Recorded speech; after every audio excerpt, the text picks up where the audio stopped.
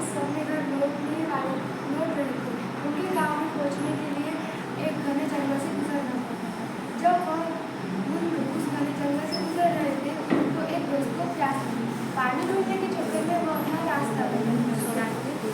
थोड़ी ही देर बाद शाम हो गई। रात होने ही वाली थी। उन दोनों की नजर एक गुफा पर पड़ी जो कि चारों तरफ से पेड़ों से घिरी हुई थी। उन्होंने सोचा रात का समय बिताने के लिए यह जगह ठीक है। उन्होंने कुछ लकड़ियां इकट्ठी की, गुफा के अंदर गए और आग जलाकर बैठ गए। रात का समय था। गुफा में आग जल रही थी। बाहर बिल्कुल अंधेरा था। वहां से जानवर की आवाज आ रही थी। उन दोनों में से जो एक दोस्त थे वो अंदर ही अंदर लड़ रहा था क्योंकि उसने भूतों की कहानियां सुनी थी। रात के समय में जंगल में आत्माएं उतरती है और उन्हें अगर ऐसे कुत्ते को इंसान मिले तो वो उन्हें कभी नहीं छोड़े। जब यह बात उसने अपने दोस्त को बताई तो उसके दोस्त ने हंसी से पूछा, क्या तुमने कभी देखा है? उसने कहा, मैंने तो नहीं देखा, मगर मेरे दोस्त ने मगर मेरे जान पहचान के लोग हैं, उन्होंने देखा है।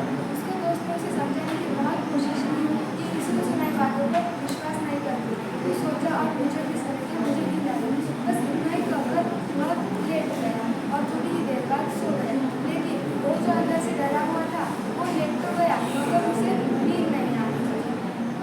उसे लग रहा था कि यहाँ पे कोई है जो कि उसे चुपके से देख रहा है। आग की वजह से पत्थरों पर कुछ परछाइयां बन गई। उसी परछाइयों को देखकर वो डर रहा था। वो थका हुआ था तो वो सो गया।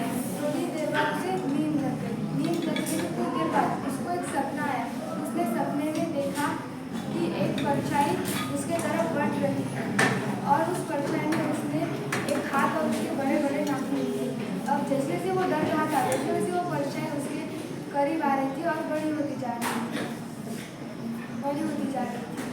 अब वो परछाई उसके गले तक पहुँचने वाली थी कि वो उठ गया और अपने दोस्त को जगाया। फिर उसने उसके साथ जो कुछ भी हुआ उसने अपने दोस्त को बताया।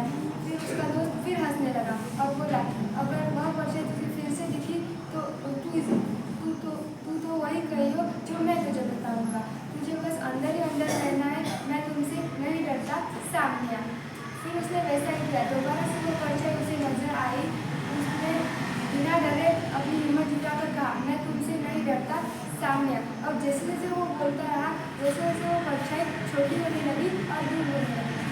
वो बोलता ही रहा और वो परछाई छोटी होने लगी और दूर होने लगी। ऐसा ही हमारे जिंदगी में होता है। हम अपने अंदर के डर से जैसे डरते हैं वैसे हम छोटे होते जाते हैं और वह डर उतने ही बड़े होते जाते हैं। हम अगर उस डर से नहीं डरते हैं और उसका सामना करते हैं तो दुनिया का ऐसा कोई भी डर नहीं जो हमें डरा पाए। इस कहानी से हमें ये सीख मिलती है कि ज़िंदगी में कभी भी डरना नहीं चाहिए और उस डर का सामना करना चाहिए। Thank you.